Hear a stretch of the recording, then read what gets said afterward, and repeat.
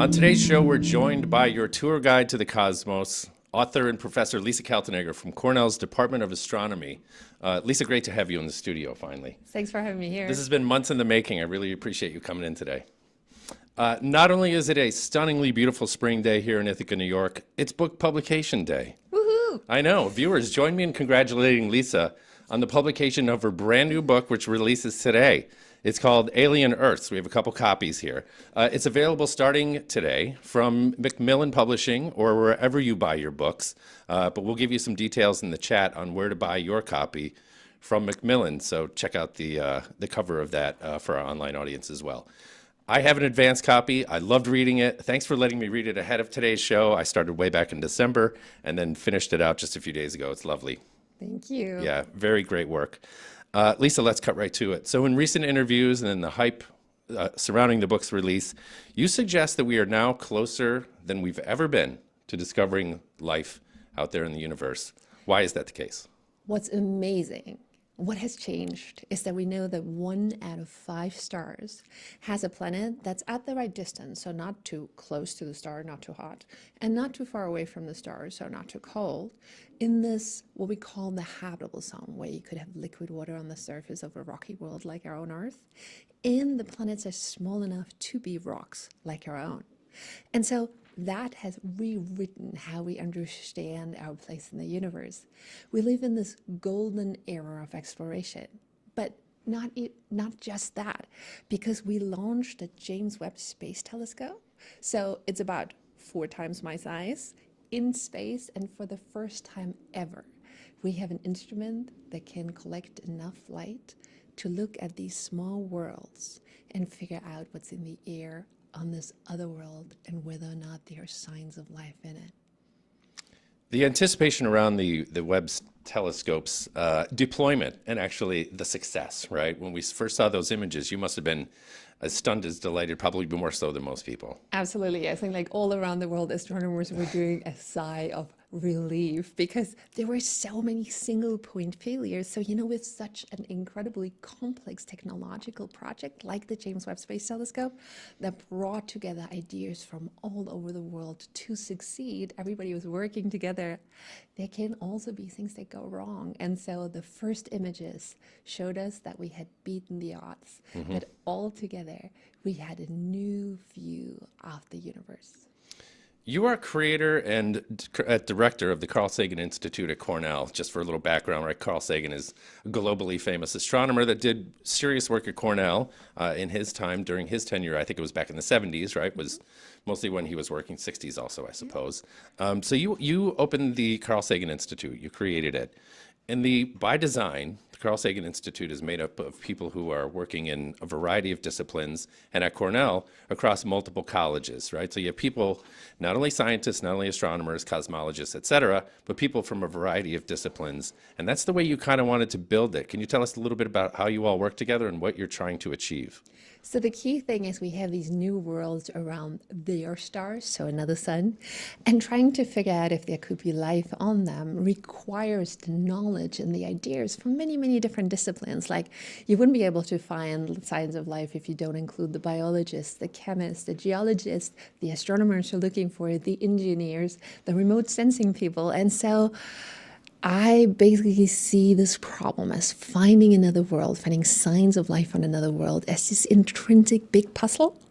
And so it's just natural to put people together from different fields to actually figure out some of these puzzle pieces and then interconnect them so they can put them together in this big overall puzzle that is us trying to find out if we're alone in the universe. And the way that this worked at Cornell is when I came here, I was like, oh, I'd love to work in an interdisciplinary, so many disciplines, institute here at Cornell. And then when I said that, they were saying, well, if you think it's important, you got to build one. And this is how I became the founding director of the Carl Sagan Institute.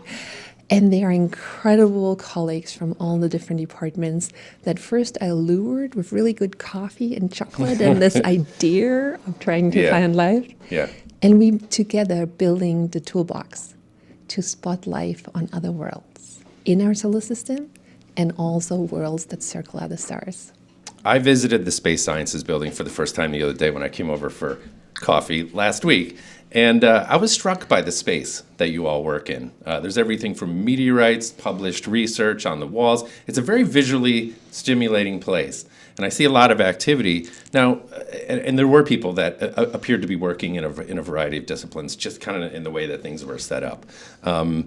Any people that are on your team that maybe deal in the abstract, I don't know, people that are involved in some of the other arts or sciences that you may not expect would be on your team? People that have to use imagination, start theorizing in new ways. Absolutely. I think the arch is even wider than that, because I have people in my team in collaboration with other departments, where, for example, in one of them with the microbiology department, we grow different kinds of life forms that live in niches on the earth but provide these brilliant colors. Like, for example, if you go to Yellowstone National Park, you see these colors what are life forms adapted to this hot sulfur springs. And so we grow them, and then we go to another department, remote sensing, civil engineering, where we actually measure what the reflection of light would be, and then we put them in our computer programs where we build a puzzle piece of this planet and how it would look like to my telescopes, where the astronomers then compare that to light that we collect, for example, with the James Webb Space Telescope or the upcoming Habitable World Observatory. So we're doing design work now, and we need to know what we should be able to find. And we're going from really getting your hands dirty, like doing the biota or trying to melt planets in another lab where we're trying to figure out how molten hot lava worlds would look like to our telescopes, to people who have to bring this together, and to people who have to consider just completely different forms of life. What about if you didn't have liquid water? What about if you had a methane and ethane lake? Could you still make vesicles? Could you still make cells? And so everything's in there. And then we also have people from science communication, from performing art, from music, who love this idea, because our search for planets out there in science of life also is a reflection to where we are in our society, in our wisdom, in our curiosity about the cosmos and our place in it. Yeah, and that's a testament to the work that you do at the Institute, which is you kind of have a gravitational pull going on, right? And so you are able to, pull people who are capable of that abstract thought, communication, arts, performing arts even, right? I just find that totally fascinating. It's got to be a riot. It's a riot. We're having the best time and the best coffee on campus. So if you're interested, we have the best coffee everywhere on campus. I went over that building, I saw coffee makers everywhere. It's kind of straight out of central casting, to tell you the truth. If you would imagine like a space science unit, better have that coffee going. I agree, but it's really something. The interesting thing is like the discussions, the talks we have, the ideas that fly through that room when we meet. That's really where the most interesting and the most fun parts are of the job. So the tech is really important. So I want you to paint a picture for me as to what are the tools that you're using. We referred to the James Webb Telescope just moments ago. What else are you using? Diagnostic observational equipment? Is it mostly space-bound, like the telescope itself? Are we using earthbound tech? A combination probably of all of them. But tell me what you look at every day, or what your team is monitoring to look for life on other planets. So absolutely. Maybe let's go one tiny step back and just talk about how we found these worlds. Because a planet is tiny compared to a huge, huge, huge star. And basically what you see is this huge sun. And if you put the Earth 100 times next to each other, roughly, that's the diameter of the sun. And even fluctuation or storms on the solar surfaces are actually larger than our own planet. And so basically trying to find such a small planet next to such a huge, bright star is incredibly hard. So most of these more than 5,000 worlds that we discovered around other stars, we've never seen. And so we've spotted them because these planets still have an impact on their star, and we can see the stars. So one of the methods, the first planet ever found, is actually when the star keeps the planet going around it, the planet also tugs on the star. And so the star moves back and forth in counter movement to the tug of the planet that move around the center of mass. And you can think about it a little bit that if you go to the park and you walk a dog and the dog wants to go somewhere you don't, then you have to lean back. And you don't have to see the dog to know that something is pulling. And so in the light of the star, we can find these planets. And if by chance, and that's just really a chance alignment, that planet actually goes in front of the star from our point of view Yep. and blocks part of the light from the hot stellar surface, then the star becomes ever so little bit dimmer, and that's frequent. And so for the Earth, it would be once a year for about 13 hours. That our sun, if you see it from outside and see the Earth blocking light, would just appear a little bit dimmer. And so we found thousands of planets that way. And what do? So now we found these worlds. We can figure out from how fast they move around their star, how far away they are. These are Kepler's laws applied. And so basically what we do then is to say, okay, so this one will kind of be warm enough in this habitable zone that I was talking about. You can deduce that from this observation, the simple distance from the sun, speed, Exactly. velocity. Okay. You basically know that a certain speed, a certain distance from the sun, requires a certain speed to go around the star. And so the speed I can measure because I know when the planet keeps coming around, and thus I can calculate how far away it is and how hot it must be there. But when the planet goes in front of the star, part of the light from the star also gets filtered through the planetary atmosphere before it gets to me. And we've been doing this for huge planets already. So the huge planets like Jupiter have like a lot of gas. And if you compare Jupiter to the Earth, Jupiter is a massive gas ball. The Earth is a small rock. And all these beautiful patterns on Jupiter are really weather systems. And in some of the storms on Jupiter, the whole Earth would fit in and there would be space to spare. So we've trained with Hubble and other instruments on the ground how to read the atmosphere of these giant planets with lots of gas. And now with the James Webb Space Telescope for the first time, we can look at the light that basically gets filtered through the atmosphere of the planet when the planet's in front of the star, gets to my telescope. So a really, really small signal. I split the white light up in its color, so say red to blue, and I figure out if in each color I have enough energy. If energy is missing, that means the light hit a molecule on its way to me, and the molecule started to swing and rotate. Thus, the light didn't make it all the way to my telescope. So like a passport stamp, which light doesn't make it to my telescope tells me what the chemical makeup of the air of this other world is. And this is where my team, or the whole Carl Sagan Institute team, comes in. So what does it mean? What can we see? What does it mean? Can I explain this without life? Do I need to invoke life to explain what I see? And then if we talk about this, what kind of life? There are so many different kinds of life on the Earth. What do they produce? How could we spot them? How could we not miss signs of life if they're just a little bit different than here on the Earth? So we talk about in layperson's world, right? Our understanding of it seems to be limited to there may be carbon there may be water, there's evidence that there was ice on Mars, those kind of things. So it's always the water. Why carbon and water? Are we certain that those are the two things necessary to sustain life? Well, we do now sample of one, our own planet, that we have carbon and water, carbon scaffolding, and then water as a solvent. And so the easiest way and the simplest way is to look for that somewhere else. And if you look at it in detail, it actually makes sense because carbon can build really, really long molecules, complex molecules, but you can also easily break it energetically. So that means you can recycle it incredibly effective. Other things like silicon is actually much, much harder to break after. You can make complex molecules, but you cannot break them after. You would have like a lot of energy to do that. And then also, if you're going with water as a solvent, you're going to have some water, and that water is H2O, so hydrogen and oxygen. And so when you combine carbon with oxygen, you get CO2, a gas that's soluble in water.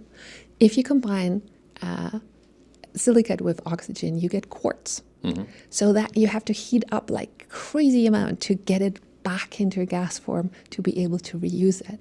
And so it seems to be that carbon scaffolding and water are two very good bases for life, for complex chemistry and complex chains in a solvent. But of course, when you get too far away from the star, then the water would actually freeze.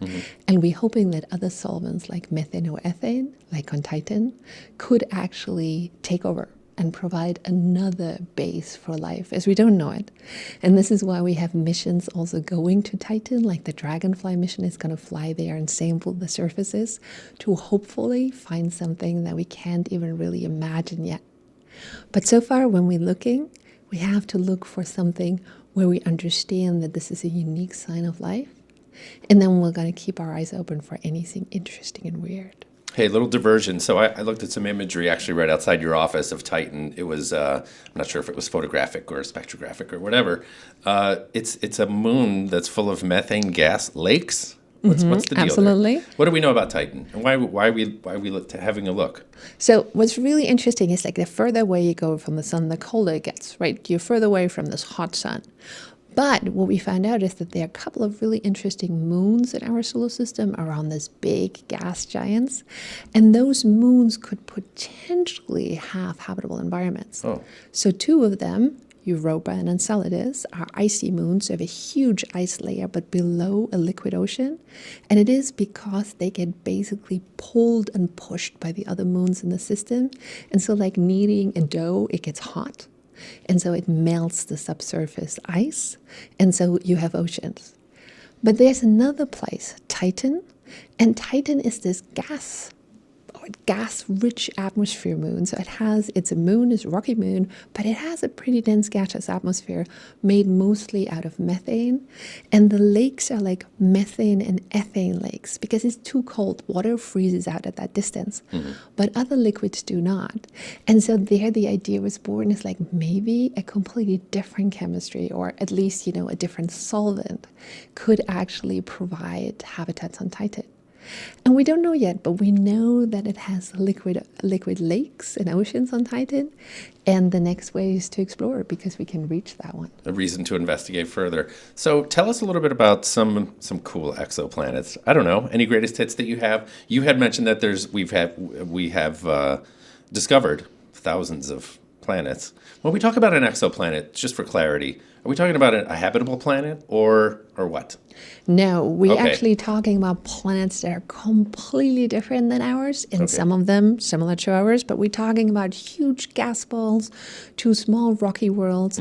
But some of these rocky worlds are so close to the star that they are so hot that they would have lava oceans on top of it because it's just so much heat from the star hitting them. And so when you look at what kind of planets we found, you actually see that most of the planets that we found are bigger than the Earth. The Earth is the biggest rock in our solar system, but smaller than Neptune. So Neptune is the smallest gas ball in our solar system.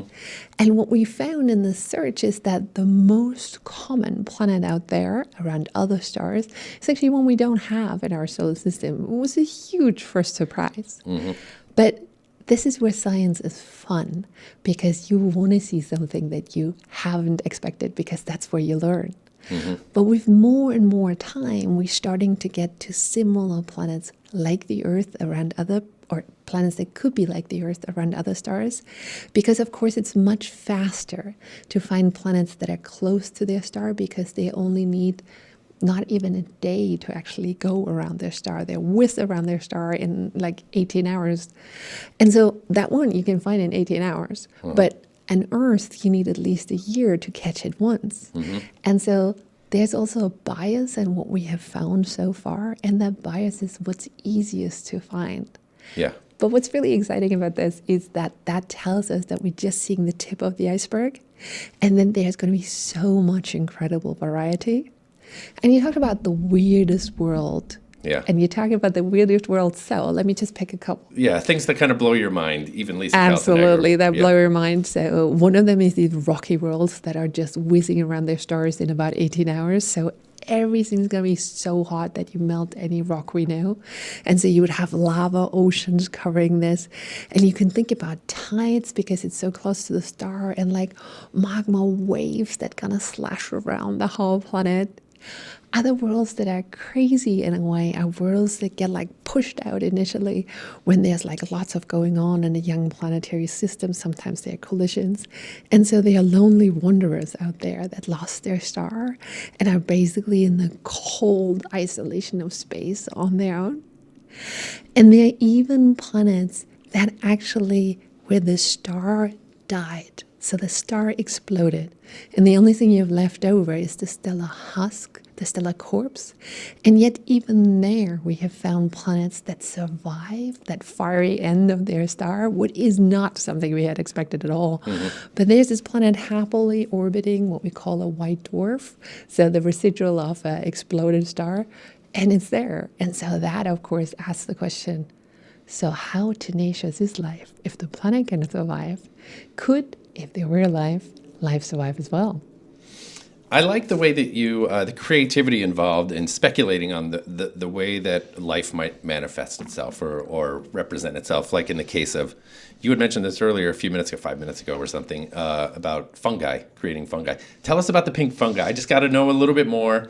By the way, this was kind of a point of focus in some New York Times article that you did just from last week. We'll share the URL because I think that's really cool. Congratulations on that. Tell me about the pink fungi and creating what you think could be life forms on other planets. It's tough to imagine for some of us. What's really interesting is that sometimes when you go out and see all this green vegetation, plants and trees and everything, a lot of times it's easy to get stuck to think, oh, that's what we're going to look for. Everywhere else is going to be green. But then when you think back and you know about our own planet and how much it has changed, then you realize that there's a lot of diversity of life that was throughout Earth's history. But even now, when we're talking about Yellowstone National Park and all the gorgeous colors you see there, and that some of them are like mass biota. And so what we have built here at the Carl Sagan Institute is a color catalog of life. And it basically is just having a look at the most diverse places on the Earth and having a look at life, collecting some, growing in the biolab, and then having a look at the reflection to say, like, if another planet would just be a little bit different, not to miss signs of life because we're looking for green plants. And today we have a paper out that's led by one of my postdocs that says, like, purple is the new green, because there are other biota that's much more adapted to many, many different environments than the green photosynthesis that we usually see around us all the time. And so how did they get to pink fungi and trying to overtake the campus? The New York Times reporter, she was super amazing and sweet, and she was like, so what's the weirdest things you ever grew? And I was like, well, the weirdest thing we ever grew was actually a pink fungi. And the funny part is, like, I remember this to this day because we're trying to do the most diverse life that we can get, right? From all the different parts of the tree of life and so on. And so one of them is fungi. Fungi are great. Yep. But they contaminate everything if you don't know what you're doing. Right. And so once in a while, I go to the biolab, and I remember they were like, Lisa, do not touch this because the fungi is going to just contaminate the whole lab. And I do not, when I'm born, I do not touch stuff that I'm not supposed to touch. I learned enough.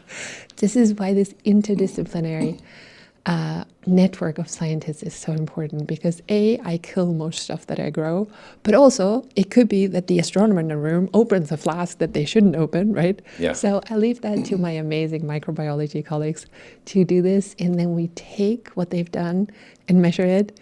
And the pink fungi, which is one of the fun examples where we was like, be very, very careful because the spores of the fungi go everywhere. And I'm like, learn something. Be very careful. Spores of fungi go everywhere. You and I survived the potential pink fungi there was no contamination. There was no pink fungi I learned. We did well. And I'm kind of worried about a phone call now that the university is going to be like, excuse me, you're doing pink fungi? Okay, all right. So let's say one day you wake up to find that your team has discovered what appears to be a habitable exoplanet or moon. Now what do we do, right? So I had thrown this scenario where I imagined human beings acting on their worst instincts. Suddenly the military's involved, NASA's involved, and, we're preparing for war because that's kind of the way we are. That's at least that, I've seen enough science fiction to think that may be the way we are. What do you do, right? So you say, boy, I think this looks like a good lead. What do you do? Well, the most exciting thing about this is, like, if we found such a signal, and I hope we will, but I don't know yet, but I hope we will. That's what we're working towards. Then what do? Is you restart your computer, right? Just to make sure that there's not, cold everybody reboot. knows that cold reboot, just to make sure that there's not some hang up. Okay. And then as always in science, what you do is you share that information because first you put your own criticism on it, like the worst thing you can even do, right? Just taking it apart, picking it apart, saying maybe this is really not this, maybe I'm in an error here and here. And then you share the data for somebody else to do the same thing, just to make sure that what you're seeing is not something you want to see, but that's something that's really there. So the scientific method, in a way, beautiful hypothesis, ugly fact. Somebody call it the big tragedy of science, but it's what lets us distinguish our wishes from what's really there. And so what do we do next? Well, next we celebrate. It's like, if the other team also finds it, then we tell everyone. Yeah. And your scenario, the great thing about your scenario is that actually these planets and their stars are so far away and we have no way to travel. So we can actually celebrate finding this and then thinking about what it would mean for everyone without having the fear that, oh my God, now we're going to destroy that world. Because as a scientist, if I find it, there's no way I can control who gets to go. You said this to me when I was in your office. You said, Chris, there's time. There is time. This could be hundreds of thousands of years ago and that place could be gone. That is true, but also the cool thing is I think it's just re-established, or it's going to remake our worldview because we'll know we're not alone. And then the next thing we do is to figure out how to contact or how to go there. But that's a decision we all have to do together because we all have to be comfortable with that approach. And in a way, from my work, we're looking at gases in the atmosphere of a planet, how the biosphere changes a planet and what I can spot. If you looked at the Earth from far away, for about 2 billion years, you could have told, just with our level of technology, that there's life on our world. So in a way, the cat's out of the bag. I don't think anybody's going to come and eat us just because we send a signal. Right. However, I'm an optimist, so the good thing is people have to decide together if we ever want to make an active signal that we send out. But this passive search, trying to find signature of a biosphere in the air of another world or on the surface of another world in terms of colors, that's something we can already do to figure out what's around us and how we fit into this beautiful cosmos.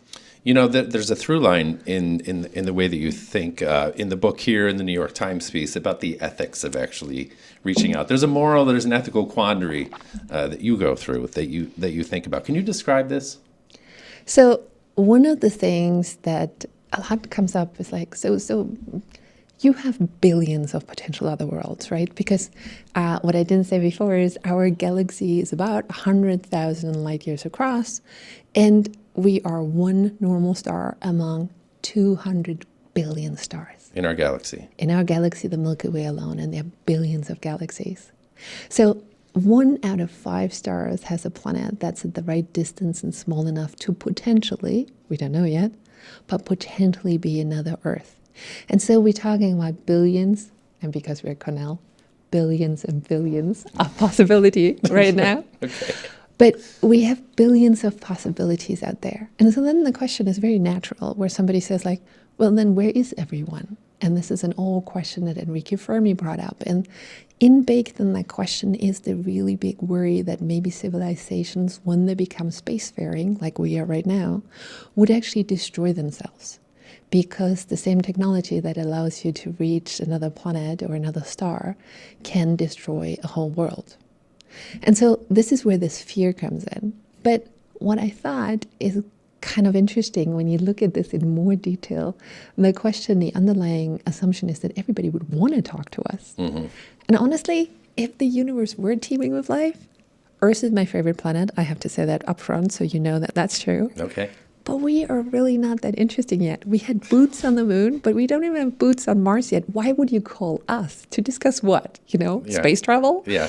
And so I think we just haven't made it to the adult table yet. And this, to me, is one of my personal explanation for why there's nobody here talking to us right now. So in the absence of discovery of life or having leads on, potentially habitable planets, do you feel in what ways do you feel like you might be making progress in your methodologies, in the science that you practice, that kind of territory covered? Do you still feel like that, right? Because there's there's impression that you're doing the stuff and now we're waiting. But it's not like that. It's not like that Yeah. because what is so amazing is that for the first time ever, we have a telescope that can collect enough light from these small rocky worlds that at the edge of technical possibility, it's so hard to do. But we are collecting the light right now from planets in this distance in the habitable zone. And we have to read it, we have to figure out what it actually means, and all these building blocks that we've put into place, trying to understand how a rocky planet works, how a biosphere could change a planet, how we would see that in the light of the telescope. All this now comes together. And this is also why I wrote the book now, because we have entered this new era where for the first time ever we have a telescope that can do this at the edge of possibility. So it's really, really hard to do. We're not going to be able to do this tomorrow. But by adding up the signal for a couple of months, for a couple of years, we're going to beat the noise. Remember the star, how big it was? And it is kind of has eruption on the surface. So we have to beat the noise that the star adds to our data down to see the tiny signal in the atmosphere of another world. But for the first time ever, it's possible. You must be excited beyond measure. Let's talk about the book a little bit. I love the voice. I feel like when I was reading it, I heard this voice. Think about who were you trying to reach when you wrote this? When you set out, what was the objective that you were trying to achieve? And tell me a little bit about the audience and who you were trying to reach and why. Absolutely. So I had a sabbatical. That means it's a year where academics can go and think about what they're doing and what they want to do next. And so I decided to write it down and try to figure out what I've done, how the puzzle pieces fit. And the easiest way to figure out if you understand something is to explain it to, my mom or like the neighbor down the street. Mm-hmm. And then you figure out if there are holes in what you know. And I was like, you know what? It's like I want to talk to somebody about this. I want to talk to most of my friends, like from back home, from Austria. They don't do science at all. I was like, I want them to figure out why we're living in such an exciting time. And so this is how I started to write this book. And I also want the people who might not see that there's a place for them in science, whether it's young women or just people who think, ooh, there's nobody who looks like me. Mm-hmm. I wanted them to hear a voice from a young woman in science that is at the forefront and that says, no, you know what? You need as many diverse ideas as possible because these problems are vast and having different opinions and points of view help you. And then the other thing, of course, is I love science fiction. And so I was like, so which of these worlds could be real? Because that's a question I get a lot. And so I take some of these different worlds, like Tatooine, for example, with its two suns, and I'm like wondering where the second shadow is. And while I was reading this, it was becoming more and more interesting because I know Alistair Reynolds, who's an amazing sci-fi writer in Britain. And so we know each other from when we both were working at the European Space Agency. And he asks me for advice on some of his planets once in a while. Sometimes I get acknowledgement, so he's super nice about this.